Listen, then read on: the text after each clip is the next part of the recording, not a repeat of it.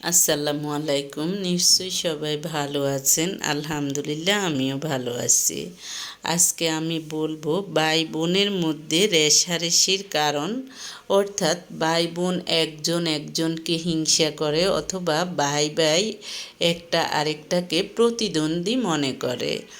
এটা কিন্তু বেশিরভাগ ক্ষেত্রে ভাই ভাইয়ের মধ্যে হয়ে থাকে, কম অংশে ভাই বোনের মধ্যে হয়। ভাই বোনের মধ্যে কিন্তু রেষারেষিটা খুব কম হয়, বা বোন বোনের মধ্যে কম হয়, ভাইয়ে ভাইয়ে বেশি হয়। এটার একটা সায়েন্টিফিক নিয়ম আছে বা সায়েন্টিফিক কারণ আছে।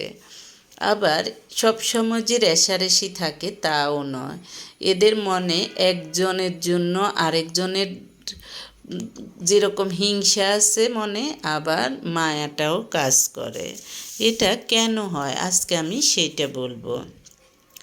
গবেষকদের মতে 1 বছর বয়স থেকে শিশুরা তাদের প্রতি বাবা মায়ের মনোভাব ও আচরণ বুঝতে শিখে। মাত্র 1.5 বছর বয়স হলেই সে নিজের পরিবারের নিয়মকানুনগুলো বুঝতে পারে। 3 বছর বয়সের মধ্যে বেশিরভাগ শিশু সামাজিক নিয়মকানুনগুলো বুঝতে পারে এবং অপরের সঙ্গে, বিশেষ করে ভাই বোনদের মধ্যে সামাজিক সম্পর্ক স্থাপনে সাবলীল হয়।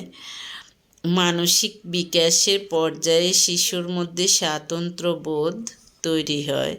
সে নিজেকে তার ভাই বোনদের চাইতে আলাদা ভাবতে থাকে। নিজের যাবতীয় সব কিছু সে কিন্তু যাবতীয় গুণের প্রকাশ ঘটিয়ে বাবা মায়ের মনোযোগ আকর্ষণ করতে চায়। এ সময়ে যদি তার কোনো ভাই বা বোন জন্ম নেয়, তখন সে ভাবে যে তার একজন অংশীদার এসে গেছে, যে তার বাবা মায়ের অনেকখানি মনোযোগ কেড়ে নিচ্ছে। সে নিজ বাবা মায়ের থেকে আদর ভালোবাসা হারাতে যাচ্ছে।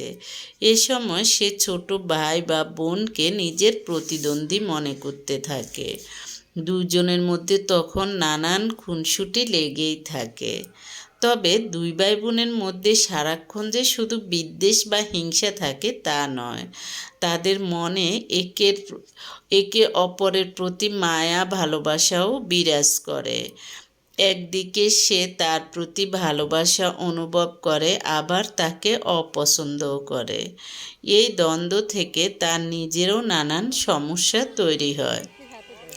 এছাড়া দ্বিতীয় সন্তান জন্মের পর বড় সন্তানের প্রতি মনোযোগ কমিয়ে দেয়া, তুলনা করা এবং কখনো বড়জনকে হেয় করে কথা বলাও এই ভাই বোনের দ্বন্দ্ব বা সিবলিং এর অন্যতম কারণ।